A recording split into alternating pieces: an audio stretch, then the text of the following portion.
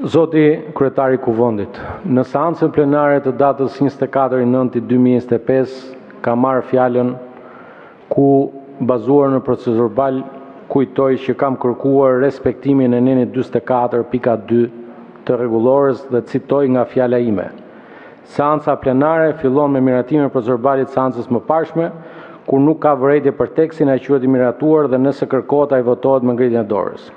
Për procedurë verbalin, fjala u jepet vetëm deputetëve që kërkojnë të propozojnë korrigjim ose të saktsojnë mendimin e tyre. Kemi mbi 20 minuta që dëgjojmë këtu diskutantë që nuk kanë thënë asnjë fjalë për fjalimin e tyre historik të para disa ditëve dhe ju lutem zoti kryetar, për herë të parë pas kaq shumë viteve po ndodh një precedent që nuk ka ndodhur asnjëherë, nuk ka pasur diskutime të kësaj natyre në këtë pikë të rendit ditës.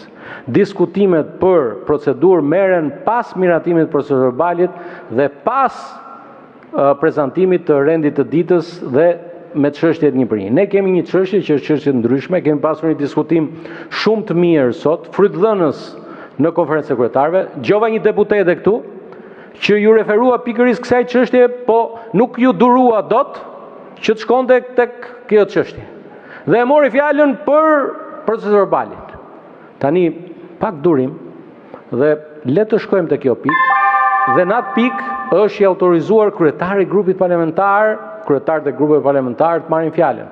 Unë mendoj zoti kryetar, duhet japim fund këtij standardi të çuditshëm që nuk ka ndodhur, nuk mbahet mend që Kuvendi filloj me debat për procedurë verbalin kur kjo është pjesa më e rregulluar e rregullores. E merr fjalën dhe thua, fjalën time në këtë pikë ma kanë thënë gabim ose mund ta çosh edhe me shkrim. Del ky tjetër i thot, ka dalë një raport, po kur është miratuar ky procedurë raporti. Ta mbaroj fjalën. Si e ka, po e kishin parashikuar këta që do dilte raporti. Faleminderit.